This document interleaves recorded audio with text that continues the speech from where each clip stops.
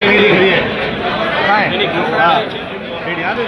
ઘોષણા એ આપણા રાષ્ટ્રીય નેતૃત્વ અને પ્રદેશ નેતૃત્વ સાથેના સંકલન અને સમન્વય બાદ જ્યારે થઈ હોય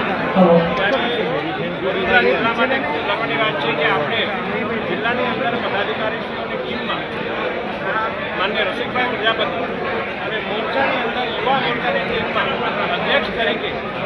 મારી જ્યારે ઘોષણા થઈ છે ત્યારે હું માનું છું કે વડોદરા મહાનગરના એક કાર્યકર્તાની આ ઘોષણા છે, આ નિર્ણય છે અને તમામ કાર્યકર્તાઓના આશીર્વાદને કારણે જ પહેલાં મને સાંસદના અને ત્યારબાદ અત્યારે આજે પ્રેમ મને મળ્યો છે. હું માનું છું કે આદરણીય વડાપ્રધાન શ્રી નરેન્દ્ર મોદીજીનો જે વિકસિત ભારતનો સંકલ્પ છે અને માનનીય મુખ્યમંત્રી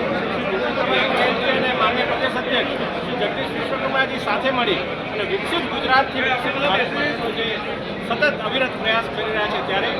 આ સંકલ્પને સિદ્ધ કરવા માટે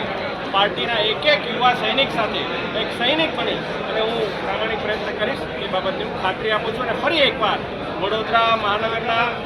યુવા મોરચાના સર્વે કાર્યકર્તાઓનો આટલી ભવ્ય બાઇક રેલી બદલ ભાઈ પાર્થ મૌલિક અને તમામ કાર્યકર્તા મિત્રો અક્ષય અને તમામ મિત્રો એમનો ખૂબ ખૂબ આભાર માનું છું. અને